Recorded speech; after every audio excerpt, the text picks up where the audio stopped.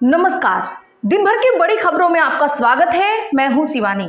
आज की खबरों में बात होगी नेपाल के बाद अब फ्रांस में सड़क पर उतरे लाखों लोग, मोदी शाह के फूले हाथ पांव की। और बिहार में मोहगी खाने के बाद अब क्या करेगा इसी, बुलाई बड़ी मीटिंग की। और क्या हुई थी डील, उपराष्ट्रपति चुनाव में खरीदे गए इंडिया के वोटर्स की। इधर योगी के गढ़ में घुसे राहुल वोट चोरी की पोल खोलने से घबराए भाजपाई, बोला धावा की। और खबर के आखिर में बात होगी सीजेआई ने नेपाल प्रोटेस्ट का जिक्र कर हड़काया की। इसी के साथ आज दिन भर की सभी बड़ी और प्रमुख खबरों को जानेंगे विस्तार से। उससे पहले एक नजर सुर्खियों पर।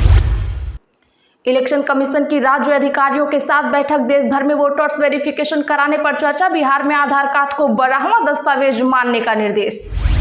रायबरेली में राहुल गांधी बोले चुनाव आयोग तानाशाह, भाजपा और आरएसएस वाले ओबीसी को बढ़ने नहीं दे रहे, मंत्री दिनेश सिंह ने रुकवाया काफिला। जम्मू कश्मीर में आप विधायक के पिता बोले मेरा बेटा निर्दोष है, भाजपा का काम केवल लोगों को दबाना। पीएसए के तहत महराज मलिक किए गए थे गिरफ्तार। क्रॉस वोटिंग के शक की सुई किस पर है, उपराष्ट्रपति चुनाव में किन सांसदों ने बदला पाला। नेपाल के बाद फ्रांस में सरकार के खिलाफ प्रदर्शन जारी, बजट कटौती के विरोध में 1 लाख लोग सड़क पर उतरे, 80,000 पुलिसकर्मी तैनात, 200 उपद्रवी हुए गिरफ्तार। तानाशाह मत बन जाइएगा, सर्वपल्ली राधाकृष्णन की दुहाई दे कांग्रेस ने नए उपराष्ट्रपति से, जानिए क्या क्या कहा। कांग्रेस ने तेजस्वी को सीएम फेस नहीं घोषित किया, अल्लावरू ने कहा बिहार का मुख्यमंत्री जनता चुनेगी, हम हर घर अधिकार यात्रा निकालेंगे। बिहार में महागठबंधन में 70 सीटों पर अड़ी कांग्रेस, प्रियंका गांधी सितंबर में बिहार का करेंगी दौरा। तेज प्रताप यादव बोले कोमा में जा चुकी सरकार को उखाड़ फेंकना है। नेपाल में पूर्व पीएम प्रचंड की बेटी के घर मिली बॉडी, अब तक 27 उपद्रवी हुए गिरफ्तार। सुप्रीम कोर्ट में खाक हुई 25,000 फाइलें। महाराष्ट्र में उद्धव ने फिर की राज ठाकरे से मुलाकात, शिवसेना, यूबीटी और मनसे के बीच गठबंधन की चर्चा के बीच हुई अहम बैठक। डूंगरपुर मामले में आजम खान को मिली राहत, इलाहाबाद हाईकोर्ट ने मंजूर की जमानत। पड़ोसी देश में देखिए क्या हो रहा है, सुप्रीम कोर्ट ने, जानिए क्यों किया नेपाल और बांग्लादेश का जिक्र। कैसा पार्टनर है अमेरिका, जिसने 35 बार पीएम मोदी के बयान पर कांग्रेस नेता ने कसा तंज। ट्रंप बोले मोदी अच्छे दोस्त, ट्रेड बैरियर पर उनसे जरूर बात करूंगा। मोदी बोले मैं इंतजार कर रहा हूं, बेहतर डील करने के लिए टीमें बात कर रही हैं। नेपाल के हालात से सबक सीखे भारत, सामना के संपादकीय में मोदी सरकार को दी गई सख्त हिदायत। असम सीएम बोले राज्य में सीएए की अहमियत नहीं, बंगाली हिंदुओं को भारत में इंदिरा गांधी ने जगह दी, उन्हें विदेशी मानने का कोई कारण है ही नहीं।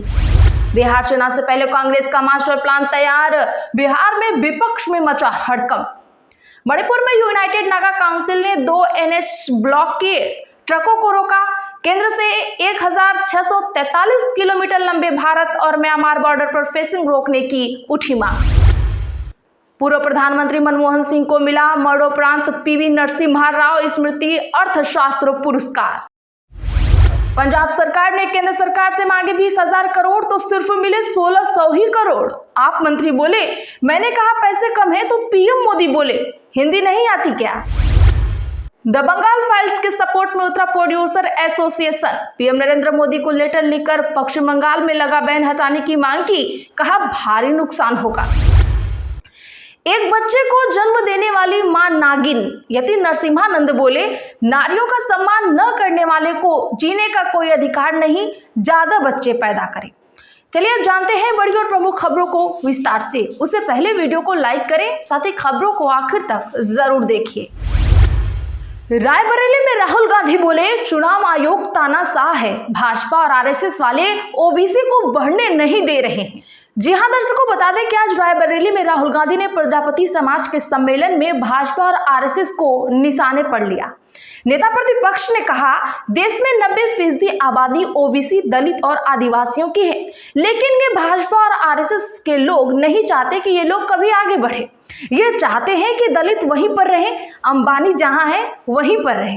प्रधानमंत्री खुद ओबीसी हैं, लेकिन जाति जनगणना पर कुछ नहीं बोलते। मैंने संसद में इस पर सवाल किया तो वे 1.5 घंटे तक भाषण देते रहे, लेकिन जाति जनगणना पर एक भी शब्द नहीं बोले। आपको बता दें कि आज 8 बजे राहुल गांधी दिल्ली स्थित अपने आवास से रायबरेली के लिए रवाना हुए। दिल्ली एयरपोर्ट से फ्लाइट लेकर लखनऊ पहुंचे और वहां से सड़क मार्ग से सीधे रायबरेली पहुंचे। रास्ते में राहुल गांधी के काफिले को विरोध का भी सामना करना पड़ा।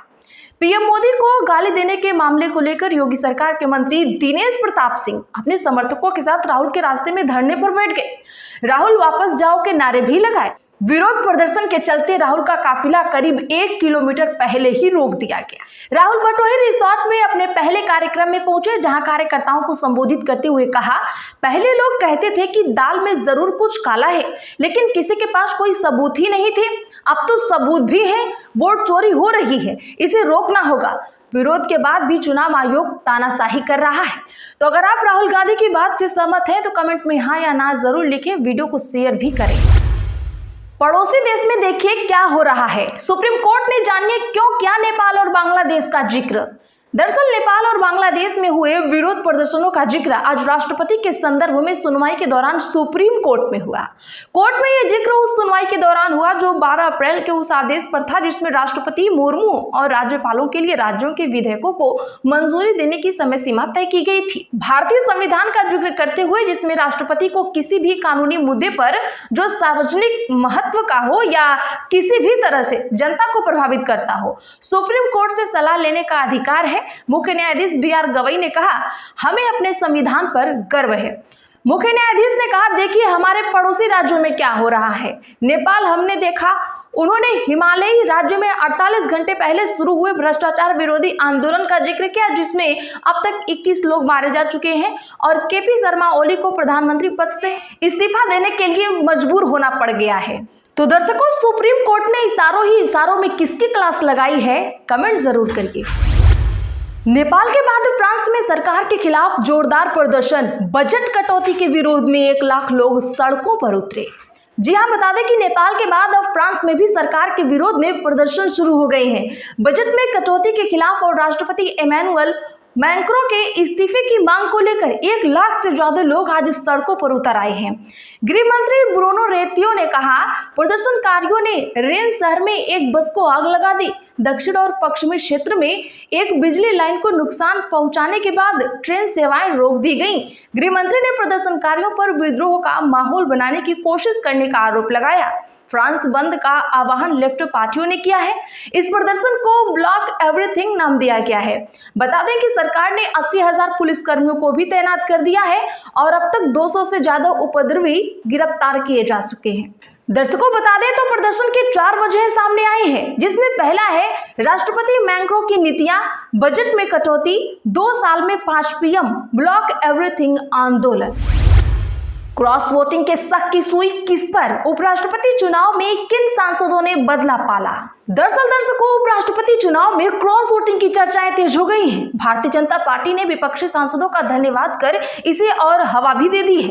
इससे पहले भी पार्टी कह चुकी है कि विपक्ष के कई सांसदों ने एनडीए उम्मीदवार CP राधाकृष्णन को वोट दिए हैं। हालांकि अब तक ये साफ नहीं हो सका है कि आखिर विपक्षी गठबंधन इंडिया के किन दलों के सांसदों ने सुदर्शन रेड्डी के खिलाफ मतदान किया है। सदन में भाजपा की अगुवाई वाली एनडीए को 427 सांसदों का समर्थन हासिल है और YSRCP के 11 सांसद भी राधाकृष्णन को वोट करने की बात कर चुके हैं। साथ ही कुछ छोटे दलों ने भी उनका समर्थन किया था। अब राधाकृष्णन को जीत के लिए 377 मतों की जरूरत थी और उम्मीद की जा रही थी कि अंतिम नतीजों में उन्हें 440 के आसपास वोट मिल सकते हैं। और जब नतीजे आए तो एनडीए उम्मीदवार के खाते में 452 वोट थे। वहीं कांग्रेस नेता जयराम रमेश का कहना था कि विपक्ष के 315 सांसद वोट देने पहुंचे थे। रेड्डी को 300 वोट मिले और 15 वोट अवैध करार दे दिए गए। कांग्रेस ने तेजस्वी को सीएम फेस नहीं घोषित किया। अल्लावरू ने कहा जनता चुनेगी बिहार का सीएम। जी हां, दिल्ली में कांग्रेस के नेताओं की 2 दिनों की बैठक के बाद बिहार प्रभारी कृष्णा अल्लावरू ने कहा कि हम फिर से जनता के बीच हर घर अधिकार यात्रा लेकर जाएंगे। महागठबंधन में सीएम फेस के सवाल पर उन्होंने तेजस्वी का नाम नहीं लिया। अल्लावरू ने कहा कि बिहार का सीएम जनता तय करेगी। इससे पहले वोटर अधिकार यात्रा में भी राहुल गांधी ने महागठबंधन में सीएम फेस के सवाल को लेकर टाल दिया था। हालांकि राजद और मुकेश सहनी की पार्टी वीआईपी तेजस्वी को महागठबंधन का सीएम फेस प्रोजेक्ट कर चुके हैं।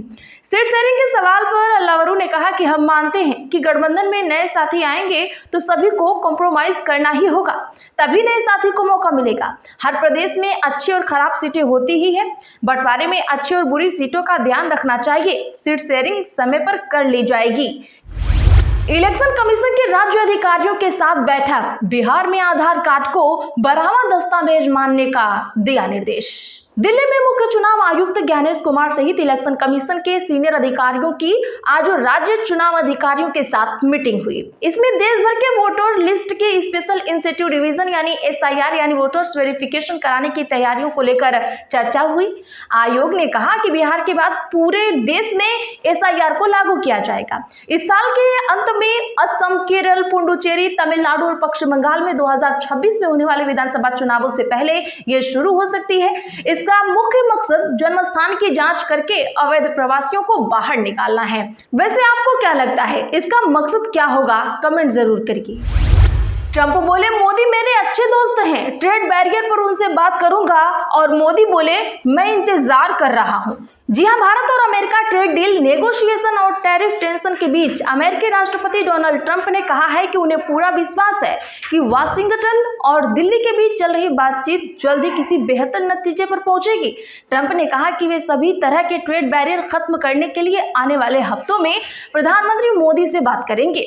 ट्रंप ने ट्रूथ सोशल पर एक पोस्ट में लिखा, मुझे ये बताते हुए काफी खुशी हो रही है कि भारत और अमेरिका दोनों देशों के बीच ट्रेड डील बैरियर को दूर करने के लिए बातचीत जारी है। आने वाले हफ्तों में मैं अपने बहुत अच्छे दोस्त पीएम मोदी से बात करने के लिए काफी उत्साहित हूँ। मुझे विश्वास है कि वो मुझसे बात करेंगे। तो आज के लिए बस इतना ही। ऐसी ही बड़ी खबरों के लिए चैनल सब्सक्राइब करें और बगल में घंटी के निशान को जरूर दबा लें। वीडियो को लाइक और शेयर करना ना